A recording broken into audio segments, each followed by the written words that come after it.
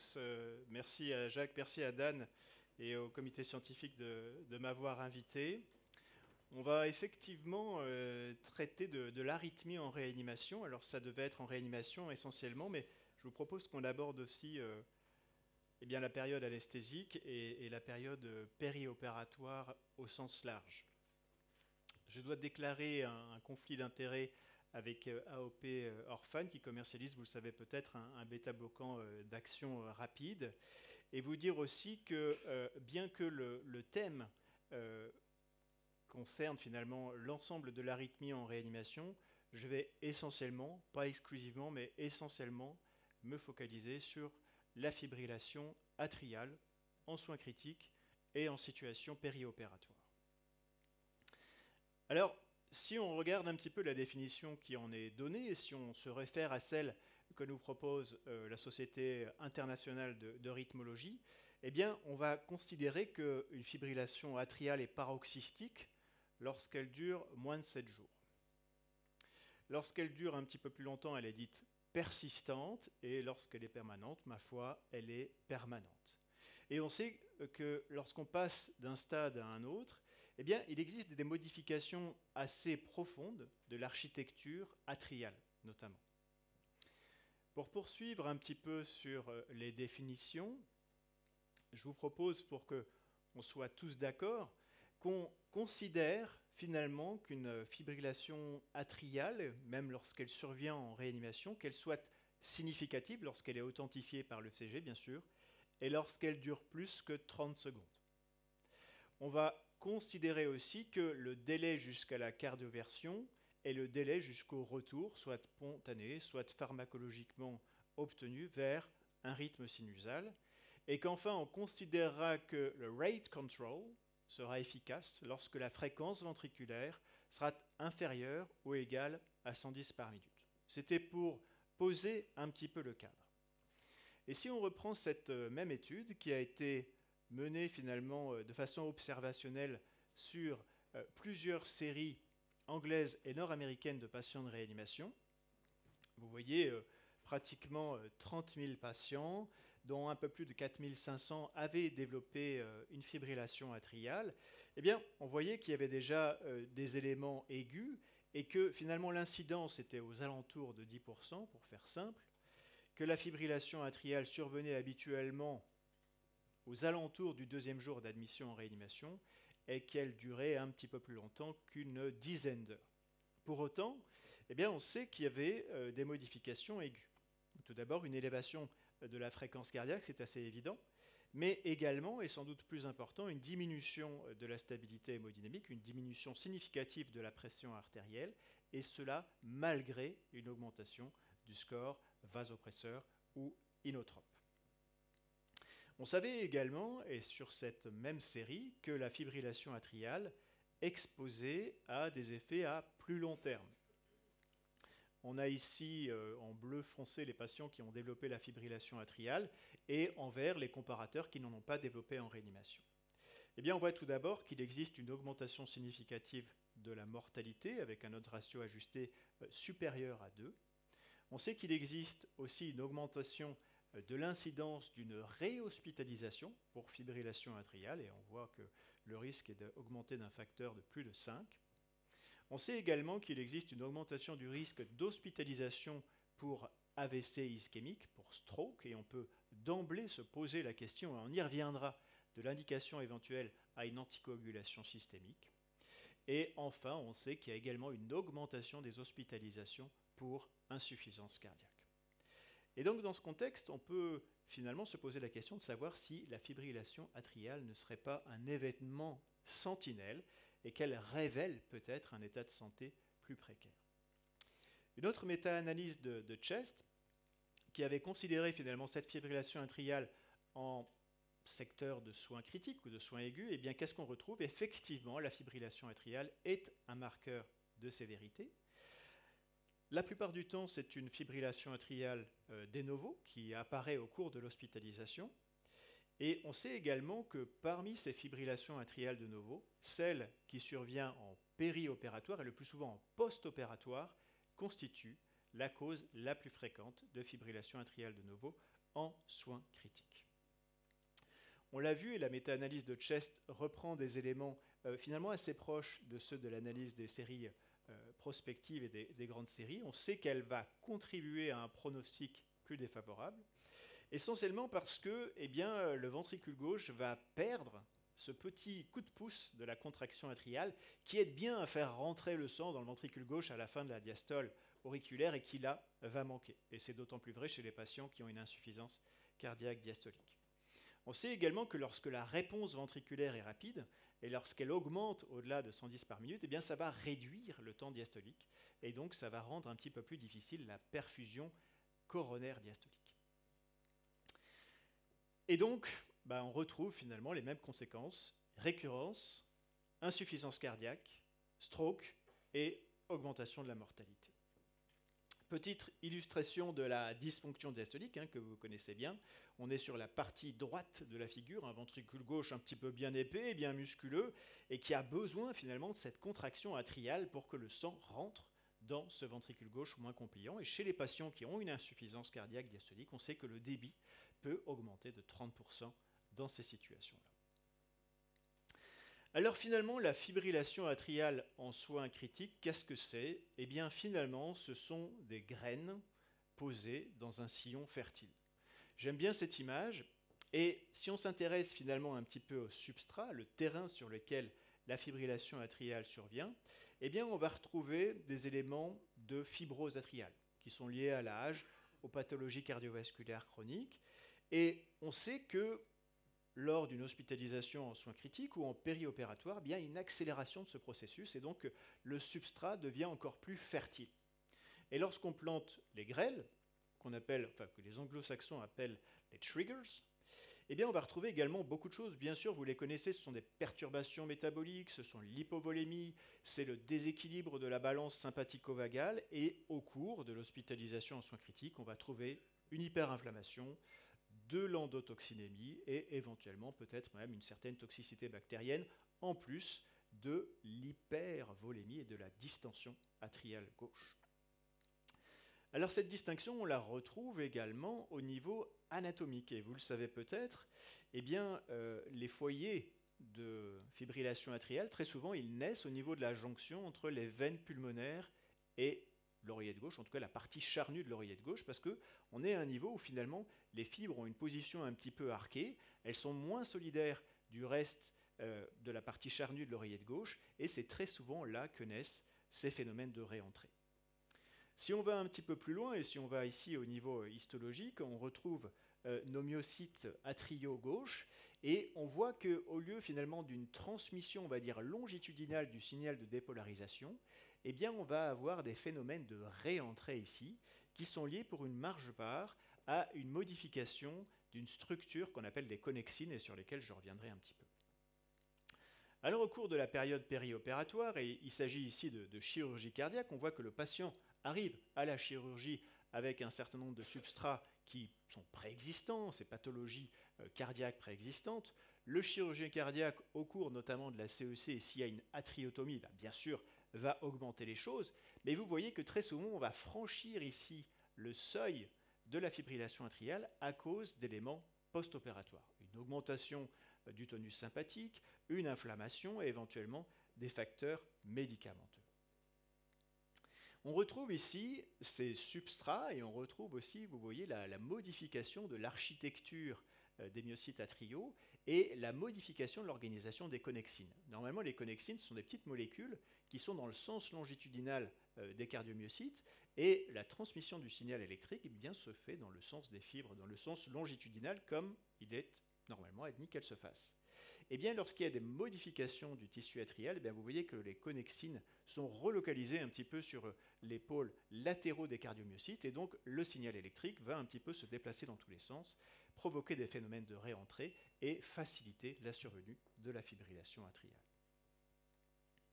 On sait, et vous le savez également, que la stimulation autonome et notamment l'hyperactivité sympathique peut être facilitante dans la survenue de ces phénomènes dysrythmiques et notamment de la fibrillation atriale. Lorsqu'on analyse simultanément le signal à la fois électrique et le signal électrocardiographique, à plusieurs endroits, et bien très souvent, on sait qu'il y a une hypertonie d'abord sympathique, puis parasympathique, et enfin, dernièrement, une hypertonie sympathique qui va déclencher la fibrillation atriale. Alors pourquoi est-ce qu'on a ça? Alors on va être obligé de faire un petit peu d'électrophysiologie. Alors vous comme moi, ça ne nous passionne pas forcément, mais c'est un passage un petit peu obligé. Vous avez ici les récepteurs aux catécholamines, qu'elles soient bêta ici dans le coin en haut à gauche, ou qu'elles soient alpha ici, et on sait que finalement survient ces phénomènes dysrythmiques lorsque le cardiomyocyte n'est plus en possibilité de s'accommoder de l'augmentation de la charge calcique. Or, on sait que lorsque les catécholamines se fixent au récepteur bêta ici, au récepteur alpha là, eh bien d'une part, elles vont augmenter la conductance de certains canaux ici qui vont faire rentrer du calcium, et puis surtout, elles vont modifier la propriété du réticulum sarcoplasmique de s'accommoder du calcium intramyocytaire, et donc ce réticulum sarcoplasmique va faire sortir plus de calcium dans le cytoplasme, qui va être obligé d'être extrudé par ces échangeurs-là, et du coup l'augmentation du calcium intramyocytaire va augmenter, et ça va provoquer la dépolarisation. Une fois qu'on a vu ensemble un petit peu ces éléments-là, on va se poser la question de la thérapeutique. Tout d'abord, est-ce qu'il faut traiter une fibrillation atriale en réanimation? Pour l'instant, ce n'est pas encore forcément très clair. Faut-il rétablir le rythme sinusal? Faut-il ralentir la fréquence ventriculaire? Et faut-il anticoaguler les patients qui développent une fibrillation atriale de nouveau? Pas simple, beaucoup de questions. Je ne sais pas si on aura autant de réponses. On va s'appuyer pour une large part sur des recommandations de la Société européenne de cardiologie de 2016 tout d'abord, de 2020 ensuite.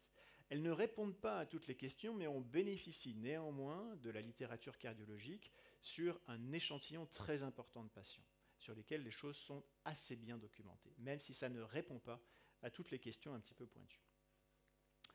Première chose, dans les situations aiguës, habituellement, on recommande de ralentir la fréquence ventriculaire en deçà de 110 par minute, parce qu'on sait que c'est en deçà de cette fréquence qu'on a le couplage ventriculo-artériel le plus efficace et qu'on met le cœur et le système vasculaire dans l'efficacité maximale.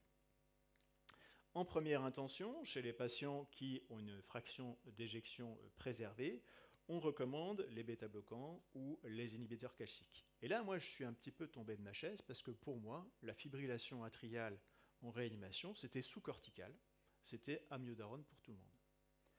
Et donc, lorsque j'ai vu ça, je me dis, mais pourquoi est-ce que les cardiologues se compliquent avec des bêta-bloquants, avec du diltiazem, qui est un médicament qu'on n'utilise jamais quasiment en réanimation, alors qu'on a un médicament qui marche très bien, qui est complètement anodin et qu'on prescrit à tour de bras. Et donc, c'était méconnaître un petit peu un certain nombre d'effets indésirables de l'amiodarone que nous, cliniciens de l'aigu, on a un peu tendance à sous-estimer, parce qu'on est assez peu, finalement, confronté aux complications à long terme. Et que finalement, lorsqu'un patient sort de réanimation avec une prescription de cordarone péros, eh bien, on se préoccupe assez peu de savoir si ce médicament va être poursuivi dans les étages et puis à domicile, et si le patient ne va pas développer des complications. Or, ces complications, elles sont assez nombreuses au point que la Société européenne de cardiologie recommande la cordarone. Alors, bien sûr, on n'est pas en secteur de soins critiques, mais néanmoins, elle la recommande en dernier ressort. Alors, moi, j'étais un peu surpris, je vous le dis, parce qu'effectivement, pour moi, c'était devenu un petit peu sous-cortical. On n'avait pas encore de protocole à l'époque et c'était amiodarone pour tout le monde. Et puis, lorsqu'on y regarde un petit peu plus en détail, eh bien, les effets indésirables, ils sont nombreux. Ils peuvent concerner les yeux, la peau, le foie, l'intestin, le testicule, la thyroïde, le poumon, enfin tout, quoi. Et donc, finalement, un médicament beaucoup moins anodin qu'on ne le pense, et notamment parce qu'il a une demi-vie extrêmement longue. Après une seule administration, la demi-vie d'élimination dépasse une dizaine de jours. Et lorsqu'on regarde un petit peu finalement dans des grandes séries, les raisons pour lesquelles le traitement a été arrêté, et lorsque l'arrêt était lié aux effets indésirables, eh bien finalement l'amiodarone était l'une des molécules pour laquelle eh bien, l'arrêt était lié aux effets indésirables. Et lorsqu'on regarde encore une fois les différentes molécules et les situations dans lesquelles les patients étaient exposés à des effets indésirables graves, et même si ça n'est pas significatif, eh bien vous voyez que l'amiodarone était un petit peu quand même dans le trio de tête. Donc une molécule sans doute beaucoup moins anodine que la représentation que je m'en étais faite. Alors, quelles sont les recommandations de la Société européenne de cardiologie? Eh bien, lorsque la fraction d'éjection est conservée et qu'elle est supérieure à 40%, eh bien, en première intention, bêta-bloquant, diltiazem ou verapamil. Je ne sais pas pour vous, mais diltiazem et verapamil, ce n'est pas forcément les médicaments pour lesquels je suis le plus rassuré. Et effectivement, parce que très souvent, nos patients ont une fraction d'éjection qui est dégradée ou une situation de vasoplégie qui fait que l'utilisation de ces médicaments est quand même assez peu aisée. Néanmoins, vous voyez que même en cas de fraction d'éjection abaissée, eh bien, on recommande l'utilisation d'un bêta-bloquant, mais sans doute la dose la plus faible, efficace, et avec un principe qu'on connaît bien, qui est celui de la titration. Je ne vais pas détailler plus longtemps ce schéma-là, puisqu'il est identique au précédent, quoique moins lisible. Donc finalement, lorsqu'on refait les mêmes choses 4 ans plus tard, ce n'est pas forcément plus simple, mais néanmoins, vous voyez que dans quasiment toutes les situations, on retrouve le bêta-bloquant en première ligne, sauf en cas de contre-indication absolue. Et donc, si on est amené à utiliser un bêta-bloquant, eh bien, en soins critiques, on va utiliser un bêta-bloquant d'action courte, et puis les deux principaux qu'on connaît, eh bien, c'est l'esmolol qui a déjà un certain âge et le landiolol qui a aussi un certain âge, notamment au Japon, un petit peu moins en Europe. Et là, il faut être assez attentif au fait que, vous voyez, en cas de dysfonction cardiaque, et on va voir un petit peu plus tard, même en l'absence de dysfonction cardiaque, compte tenu de la demi-vie contextuelle courte de la molécule, on peut se permettre de commencer à toute petite dose et augmenter progressivement jusqu'à avoir l'effet attendu sans aller trop loin, ce qui est toujours un petit peu difficile à rattraper. Et une étude qui me semblait intéressante, puisque c'était ici de la titration en fait, d'esmolol pour obtenir une fréquence cardiaque entre 80 et 94 battements par minute chez les patients sceptiques sous noradrénaline. Et qu'est-ce que les auteurs constatent? Eh bien sûr, la fréquence cardiaque diminue. Le débit cardiaque ne varie pas de manière significative, le volume d'éjection systolique augmente et, cerise sur le gâteau, eh bien, le dosage de catécholamine diminue de façon significative. Donc le fait de réduire la fréquence ventriculaire peut améliorer le couplage ventriculo-artériel et donc on peut utiliser finalement des bêta-bloquants en titration, même chez des patients de réanimation sous vasopresseur. Alors bien sûr, il persiste des zones d'ombre, parce qu'il y a très peu, voire aucune, étude randomisée de qualité qui ait comparé chez les patients de réanimation différentes stratégies, médicamenteuses ou non médicamenteuses, dans la fibrillation atriale. Premier écueil. Deuxième écueil, on ne sait pas quelle est la sécurité d'une anticoagulation systémique chez un patient qui présente une fibrillation atriale qui dure plus de 48 heures. Donc, comme très souvent en médecine, et comme encore plus souvent en soins critiques, il va falloir prendre une décision individuelle, et on y reviendra un petit peu vers la fin.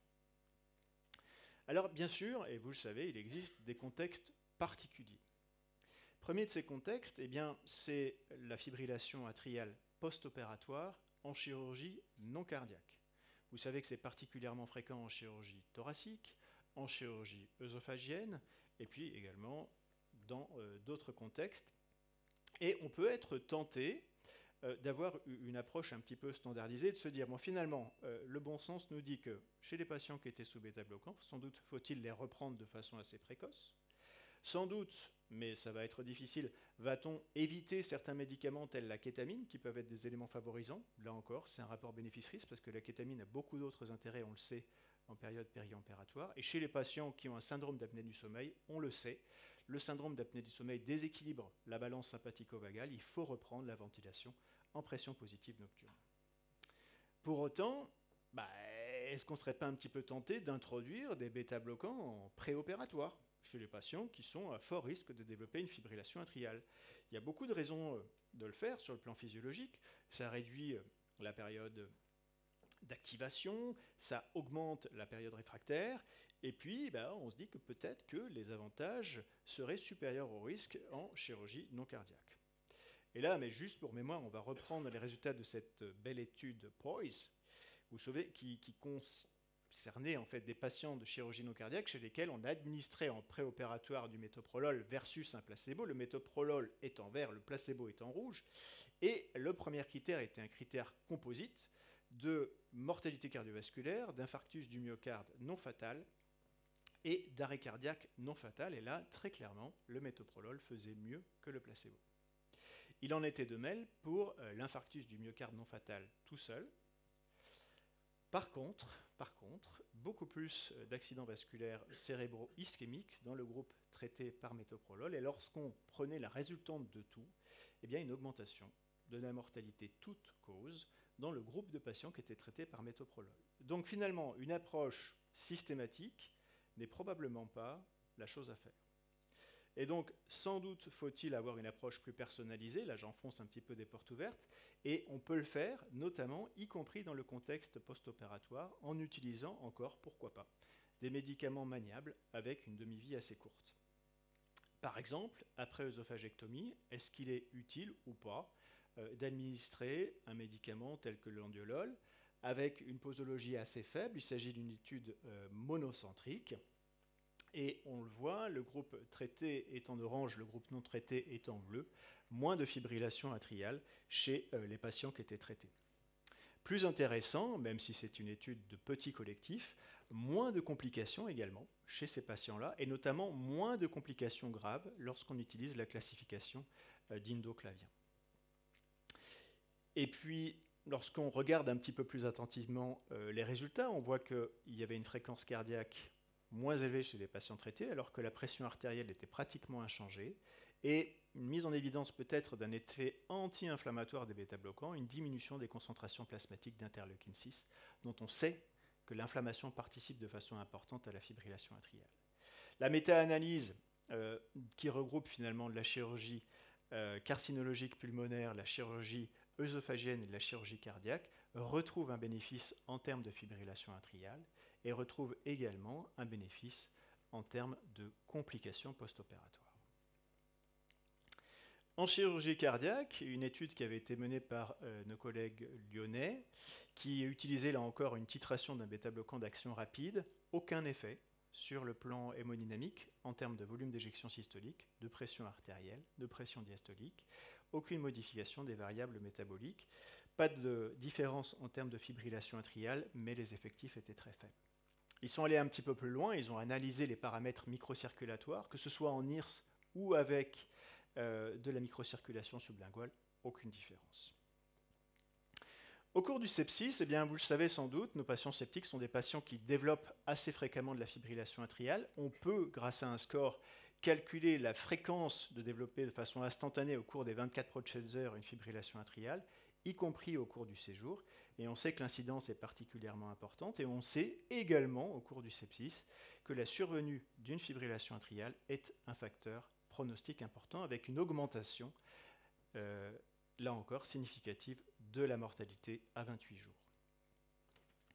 Là encore, est-ce que l'utilisation d'un médicament antiarythmique chez des patients de réanimation septiques, qui n'étaient pas forcément tous en fibrillation atriale, mais qui avaient une fréquence cardiaque supérieure à 100, un flotteur ou une fibrillation atriale, et chez lequel le but était de ramener la fréquence ventriculaire entre 60 et 94. Là encore, beaucoup de ces patients étaient sous effluration extra-rénale, ils étaient beaucoup ventilés, et la dose qui a été utilisée pour le landiolol était aux alentours de 5 microgrammes km/min. Ce qu'on retrouve comme résultats principaux, c'est tout d'abord une diminution de la survenue de la fibrillation atriale chez les patients qui étaient traités, sans modification de la mortalité sur une étude de faible effectif. Là encore, lorsqu'on regarde les niveaux de pression artérielle, pas de différence en termes de population traitée versus population non traitée. Une méta-analyse qui regroupe cette étude et d'autres études un petit peu plus anciennes, de très faible effectif et essentiellement des études japonaises, retrouve dans la méta-analyse une diminution de la mortalité toutes causes confondues à 28 jours, sans modification de la pression artérielle ou des dosages de catécholamine. Alors la Covid, il était difficile de parler de sepsis et de fibrillation atriale sans parler de Covid. Eh bien, on sait qu'au cours du Covid, qui est peut-être un équivalent de syndrome septique un petit peu particulier, l'incidence est particulièrement importante, intrinsèquement sans doute par une surexpression des récepteurs à l'angiotensine 2, et puis très probablement aussi par des médications antivirales qu'on a été amené à utiliser par le PC et qui provoquaient des variations assez importantes de l'espace QT. Et puis, il y a un petit peu, on va dire, la situation, un petit peu le tout venant de réanimation. On sait que les patients qui sont victimes d'AVC ischémique, alors parfois dont la cause est la fibrillation atriale, eh bien, ont également, et notamment, on voit que les localisations sont particulièrement nombreuses, hein, que ce soit l'insula, que ce soit la partie du lobe pariétal ou les connexions, eh bien, peuvent provoquer des tachys ou des bradyarrhythmies.